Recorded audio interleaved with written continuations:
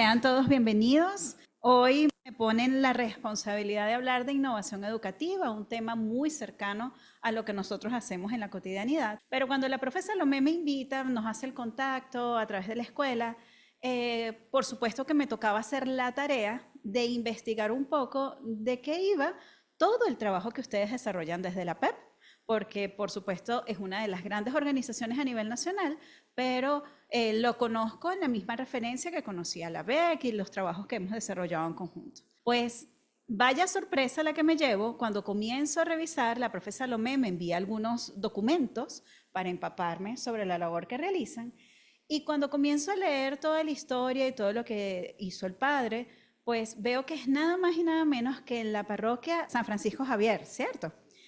Bueno, vaya sorpresa porque en esa parroquia vivían mis abuelos y mucho tiempo de mi infancia la casa de mis abuelos estaba allí en la misma calle. Así es que bueno, lo que probablemente fue una historia que a lo mejor mis tíos habrán pasado por la PEP en sus inicios y que yo desconocía, pues sencillamente se convirtió como ya en un vínculo personal y dije, bueno, ahora no solamente dije que sí por el tema, sino además por la asociación, por la organización y por la labor tan maravillosa que ustedes desarrollan. Y cuando me voy empapando de eso, hay una frase muy común que ustedes tienen que es, no eduques por lo que sabes, sino educa por lo que eres. Y dije, esa frase es perfecta para iniciar el tema de innovación. Porque cuando nosotros vamos hablando de innovación, es como cuando vamos hablando, es un término intrínsecamente relacionado con la evaluación. Y ya ahora vamos a entender el por qué. Yo soy profesora de evaluación en la Católica y cuando todos los semestres son diferentes y los muchachos dicen, ay, profe, pero este semestre no hizo lo que hizo el semestre o este semestre hizo algo diferente. Entonces, chévere porque siempre vamos cambiando las estrategias. Pero algo con lo que siempre comienzo semestre a semestre es con una serie de podcasts que se llaman Evaluar de adentro hacia afuera. Porque se parece mucho a esa frase de lo que estamos diciendo. Educar no por lo que sabes, sino por lo que eres. Es comprender nuestra interioridad para después poder institucionalizar un modelo. Y en este caso vamos a hablar de los modelos de innovación. Así es que poder encaminarnos hacia el proceso de innovación educativa parte por el reconocimiento de la situación actual en la que estamos para poder conducirnos hacia lo que queremos lograr. Vamos a estar haciendo un breve recorrido sobre algunas premisas generales de innovación. Luego vemos cómo se está moviendo el asunto en innovación educativa. Vamos a ver cuáles son los desafíos en la actualidad, proponer una ruta creativa que no es única, porque como todo modelo, cada uno de nosotros, en función de las realidades de nuestro contexto, vamos construyendo la ruta. Y por último, algunas estrategias por allí de cómo conectar a través de la formación con lo que ocurre en el contexto real. Así es que vamos a comenzar por info de innovación. Y aquí los voy a invitar, hay un código QR, con que lo hagan 3 personas, vamos bien. Porfa, si pueden escanear el código QR y les va a aparecer una pantallita donde les solicita cómo definimos innovación en la actualidad. ¿Cómo creen ustedes que la podemos definir? Vamos a iniciar con esto para poder clarificar un poco cuál es la ruta que necesitamos para lograr la innovación. Con que tengamos unos 3, 4 conceptos, vamos excelente. ¿Cómo definimos innovación? A ver cuál nos llega. Vamos a tener una respuesta posible. Muy bien. Hacer algo diferente. Ya tenemos la primera respuesta. Muy bien. A ver si nos llega 2 más que nos lleguen y vamos chévere. ¿Alguien quiere agregar algo en voz alta? ¿Cómo podemos definir innovación? Transformación. Excelente palabra, profe. Buscar caminos para hacernos cercanos a niños y jóvenes. Eso está estupendo. Transformar lo que existe. Muy bien. Renovación. Maravilloso, profes. Ya con eso vamos bien, podemos... mira, pero están llegando más, me encanta. Innovación sería estar a la vanguardia de nuevos cambios de transformación. Trabajar con las herramientas de la vida real en la escuela, ideas nuevas y creatividad, mejorar lo que hacemos, transformar, crear novedosos productos y servicios que nos permita cubrir seguramente las necesidades o algo nuevo. Eso está fantástico. Fíjense cómo todos los conceptos que están aquí asociados parten por ese reconocimiento de cambio, de que estamos en una situación actual y queremos transformar, queremos avanzar hacia otro estado, ¿sí? Si nosotros revisamos estos conceptos y lo comparamos con lo que dicen los autores en la actualidad, pues pareciera que no hay un consenso específico sobre cómo definir innovación. Algunos los consideran un modelo, otros los consideran una estrategia, otros lo ven como un proceso.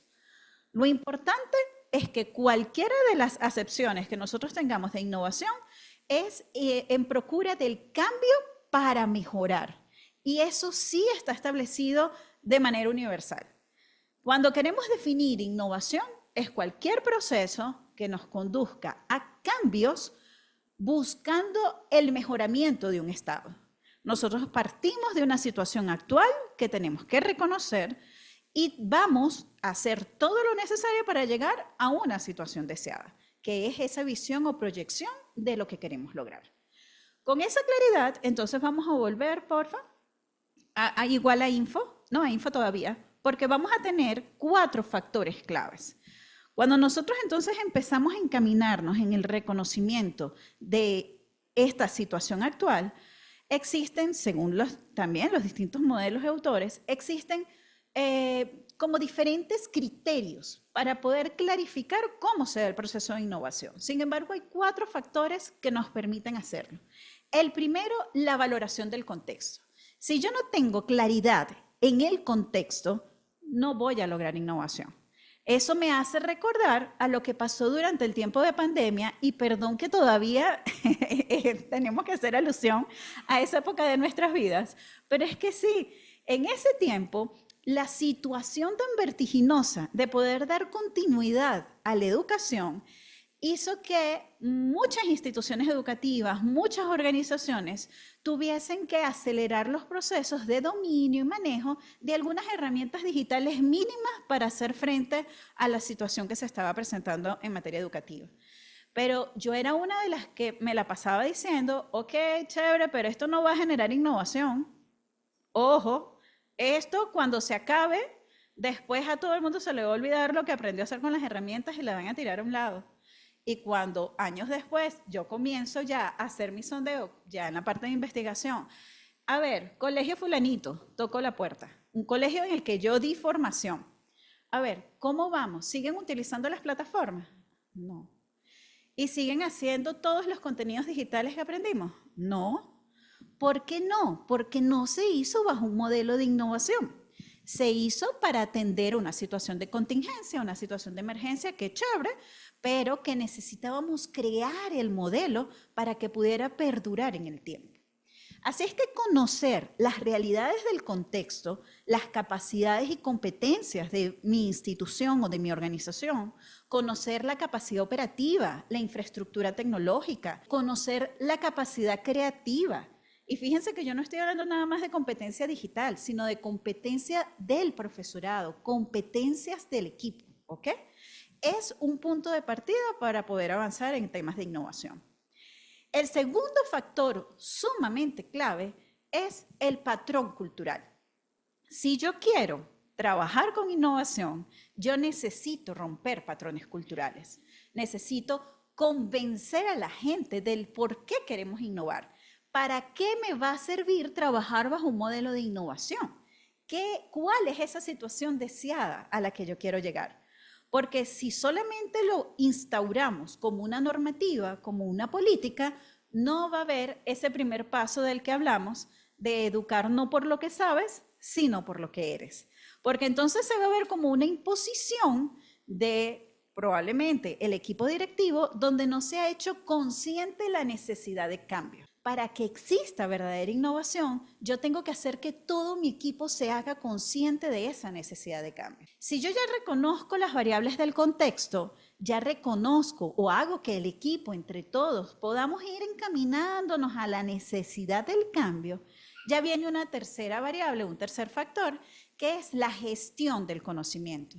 Y gestionar el conocimiento es entonces tener también la tranquilidad, la humildad, la cercanía de acercarnos y establecer alianzas estratégicas que nos permitan formarnos en el área.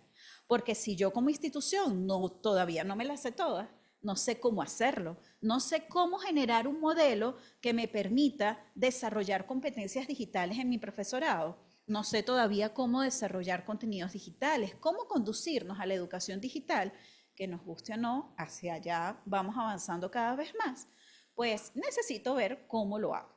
Así es que reconozco las variables del contexto, comienzo a trabajar en romper paradigmas, esquemas para construir nuevos patrones culturales y empiezo a gestionar el conocimiento. Esa gestión del conocimiento también vale por conocer a las personas dentro de mi equipo. ¿Quiénes pueden ser promotores de innovación? ¿Quiénes pueden hacer el seguimiento? ¿Quiénes pueden ser los que tienen la actitud para ejecutar? Reconocer el capital humano es fundamental. Y por último, pero que viene desde el momento del mismo reconocimiento del contexto, es la visión. Esa situación deseada, ¿qué es lo que yo quiero alcanzar? Y en la visión, Monseñor ya hacía algunas consideraciones al respecto. Monseñor nos preguntaba, ¿por qué nuestros muchachos no quieren estudiar en la universidad? ¿Por qué nuestros jóvenes hoy dicen, ¿para qué voy a estudiar? ¿Cómo todo el sistema sociopolítico del país ha contribuido no a la desvalorización del esfuerzo, a la desvalorización por el sentido de ser, de sentirse y además de recibir educación? No es solamente el acceso, es que el joven de hoy entiende el por qué necesita formarse. Formarse en un oficio, formarse en el hacer, en el saber hacer.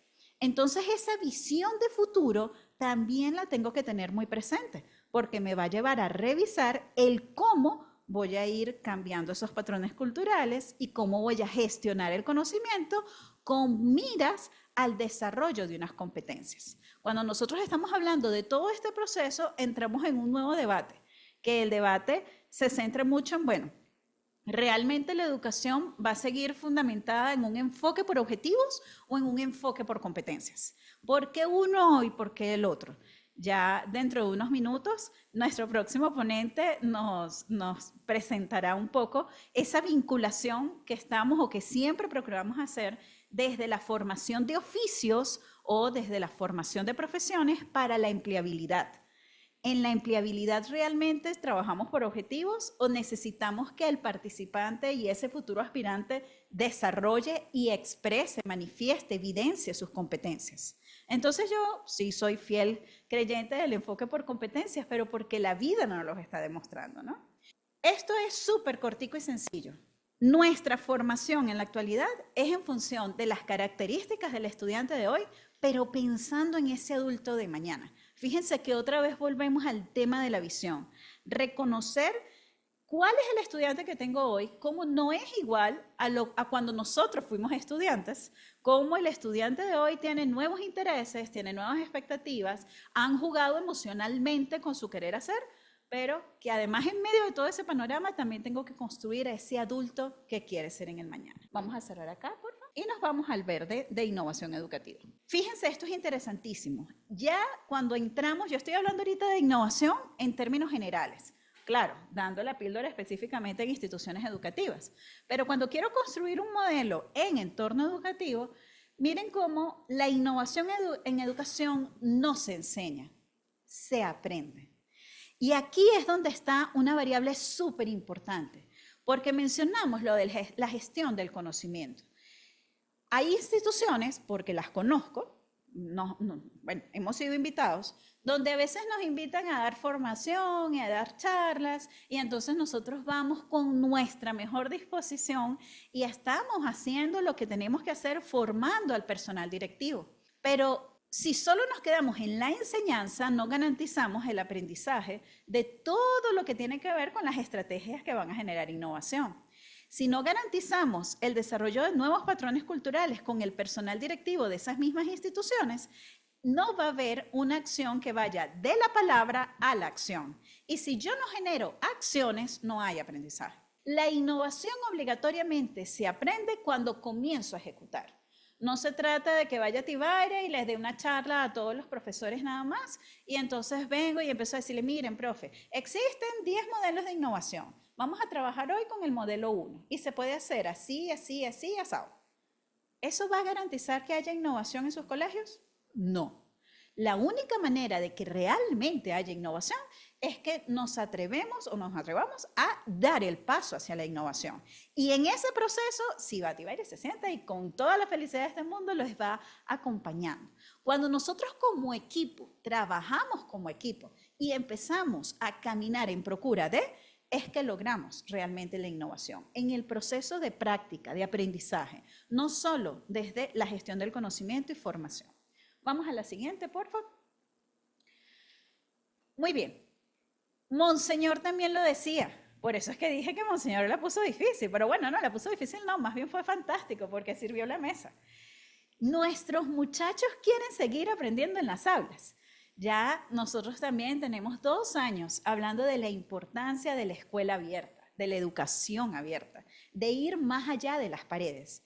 Ir más allá de las paredes implica reconocer las necesidades de ese contexto, las necesidades de nuestros jóvenes estudiantes, que no pueden quedarse solamente tranquilos, sentados en un pupitre durante horas, un pupitre detrás del otro, viéndole la cabeza al compañero del frente, ya solo escuchando largas jornadas de parte del profesor.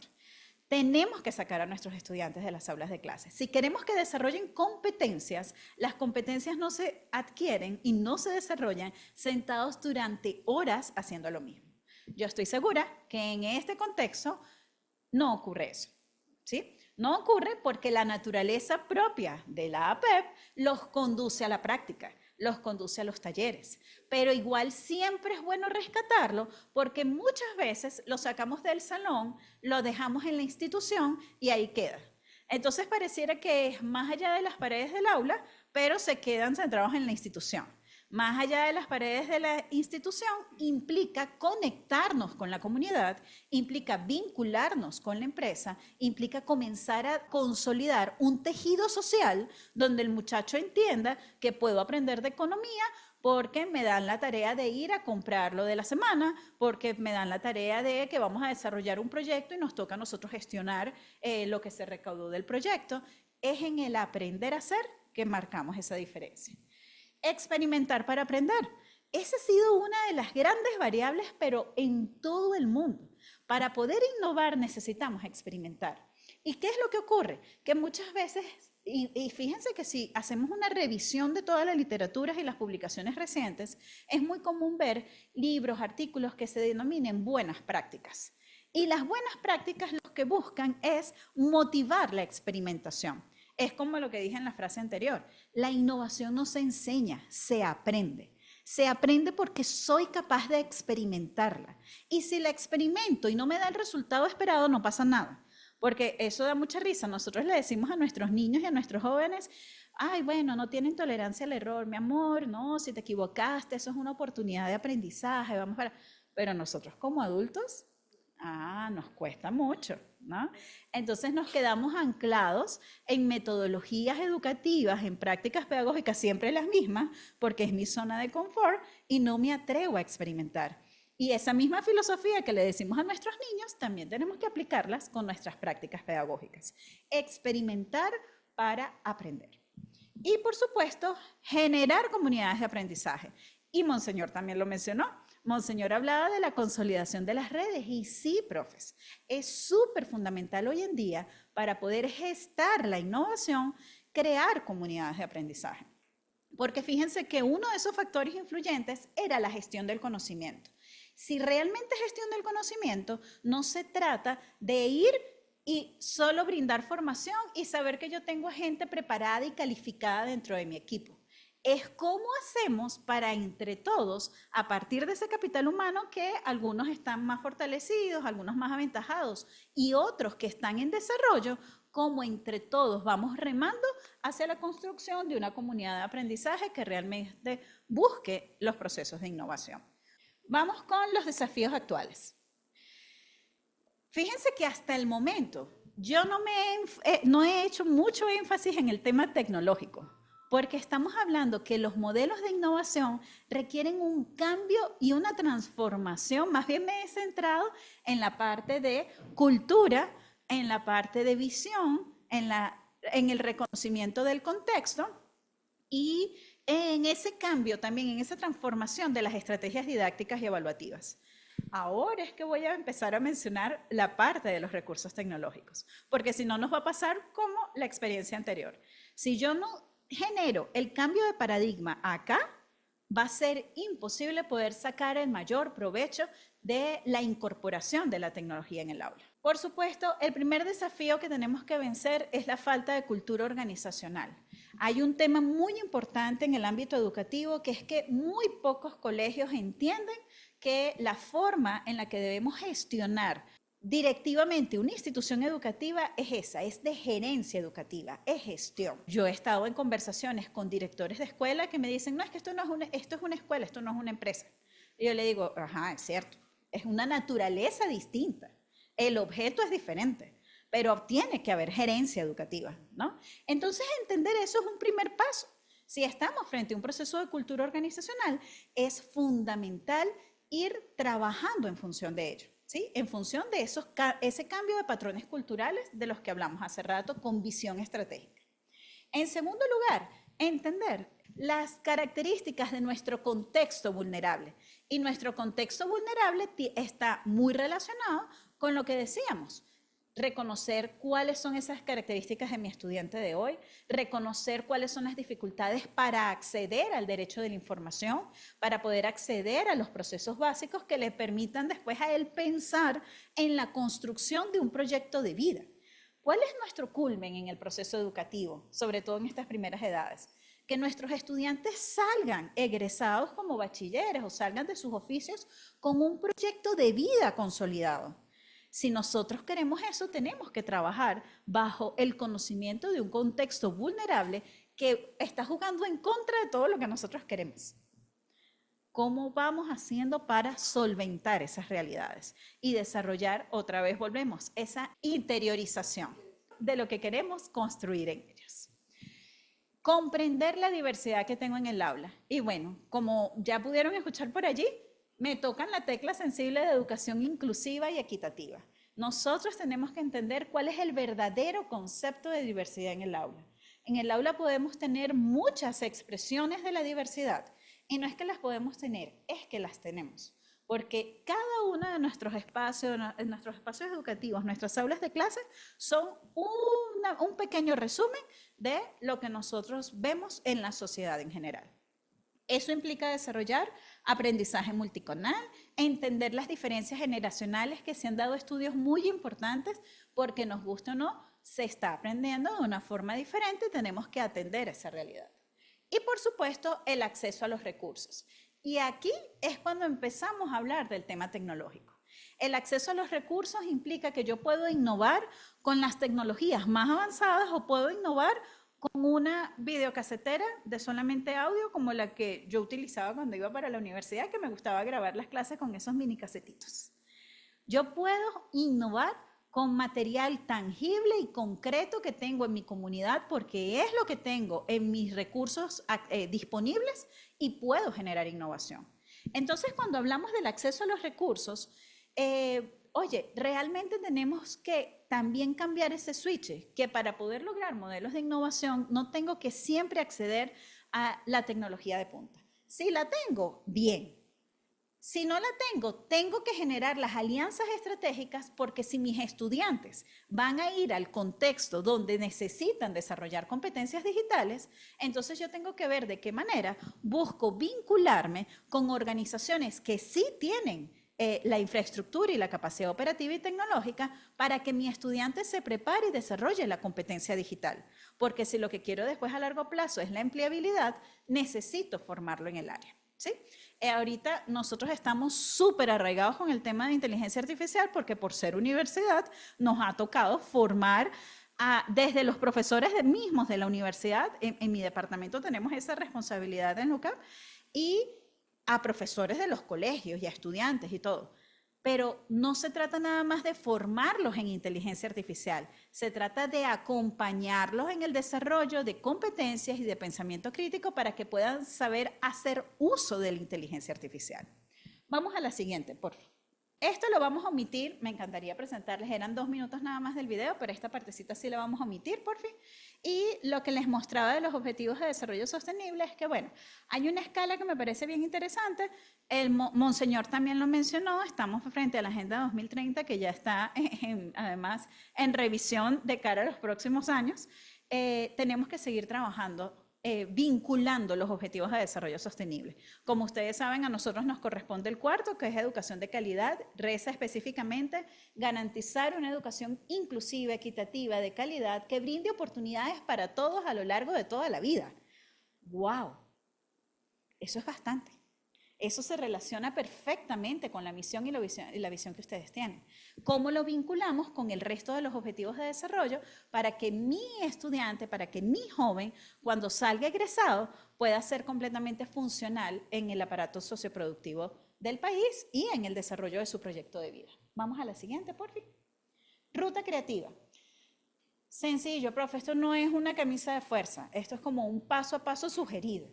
Primero, fomentar una cultura de aprendizaje e innovación. Ya lo hemos hablado suficientemente, pero agrego esa imagen porque está intrínsecamente relacionada con una cultura de evaluación. Yo necesito entender que la evaluación es una oportunidad de mejora en mis instituciones. No es nada más quedarme en la evaluación como una supervisión. Es entender que la evaluación conduce a la revisión, al seguimiento y al ajuste que me permita alcanzar la situación deseada. En segundo lugar, emplear metodologías activas. Monseñor también lo dijo, estamos desarrollando aprendizaje basado en el cambio, estamos desarrollando aula invertida, estamos desarrollando aprendizaje basado en proyectos, aprendizaje basado en problemas. ¿En qué metodologías estamos fundamentando? En metodologías STEAM. ¿En qué metodología estoy fundamentando la educación dentro de mi entorno con los muchachos que se aproxima mucho más a lo que van a hacer cuando ellos desarrollen su emprendimiento? O cuando ellos vayan a buscar empleo en alguna institución en particular y tengan desarrolladas habilidades blandas que marquen la diferencia en comparación con otras organizaciones. Paso 3, actualizar las estrategias didácticas y evaluativas. Lo hemos venido conversando. Si yo quiero lograr todo eso, no puedo seguir enseñando de la misma manera como tradicionalmente lo hemos hecho. Necesitamos cambiar ese esquema. Y el paso 4, fortalecer la colaboración interna y externa. Ya hablamos que internamente la creación de comunidades de aprendizaje y externa la vinculación y generar esas alianzas estratégicas. Vamos con la siguiente, por favor. Vamos a ver si esta la dejamos o no. Estos son los valores de la PEP. No me voy a detener aquí porque esto lo saben ustedes mejor que yo, pero es que yo leía los valores de la PEP y yo decía, pero es que es todo lo que nosotros promovemos desde la innovación educativa. O sea, hagan un ejercicio ustedes como comunidad de aprendizaje, siéntense a trabajar y a revisar cómo cada uno de ellos se va vinculando con todo lo que hemos ido conversando y se van a dar cuenta que tienen, insisto, la capacidad operativa para poder llevar a un modelo de innovación. Ahora sí nos vamos a ir a la última, porfa, a la verdecita. De conectar, muy bien. Y aquí se me voy a detener. Lo que necesitamos para innovar es tomar la decisión de innovar. Lo que necesitamos para comenzar a dar estos primeros pasos es comprender que la innovación es lo que me va a permitir terminar de consolidar la construcción de ese ciudadano del futuro. Ese ciudadano que queremos en el país para que las cosas que han pasado en estos últimos años que no nos han gustado, a quien no le haya gustado, no vuelvan a ocurrir. Para que podamos tener ciudadanos que realmente vayan en la procura del bien común, realmente, para que todos puedan desarrollarse de manera individual, pero además desarrollar y contribuir al desarrollo de su país, de la sociedad. Entonces, necesitamos tomar primero esa decisión. En segundo lugar, fíjense que aquí muy claramente lo dice, comprender las variables del contexto, el fomentar esa cultura y ese cambio de patrones culturales. Partimos por el diseño y como todo modelo, además, yo les menciono aquí modelos de innovación, porque existen muchos modelos, pero el consenso común, indistintamente del modelo, de los criterios y los factores que decidamos trabajar en la institución, llevan este mismo sistema. El diseño de lo que quiero alcanzar, la ejecución o implementación y el seguimiento y la evaluación. Y todo esto queda transversalizado por la sistematización de experiencias. Para que haya realmente un modelo de innovación, yo necesito registrar, publicar y difundir. Y eso es otro elemento en el que estamos cojeando mucho en el contexto educativo venezolano. Ustedes saben mejor que yo la cantidad de experiencias positivas que se dan en el país y no siempre se difunden como tienen que difundirse. Y para que haya innovación, eso sí es un criterio que también forma parte del consenso de los autores, la sistematización de las experiencias. Y bueno, ya para terminar, tenía otro mente que les iba a decir que, bueno, con qué se quedaban de todo lo que habíamos hablado hoy, pero ya me dijeron 0 minutos, así es que tiempo agotado. Muchísimas gracias.